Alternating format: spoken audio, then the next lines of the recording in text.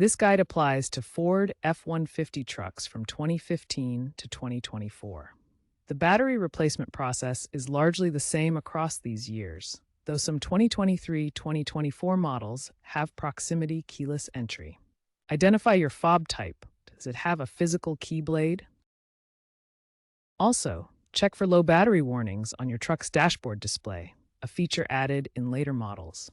Note, most 2015-2022 fobs use a CR2032 battery, while some 2023-2024 use a CR2450 for longer life.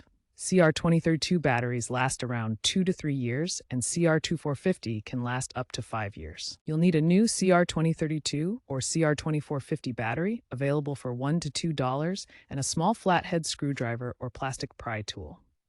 Make sure you are in a dry environment. Let's replace the battery.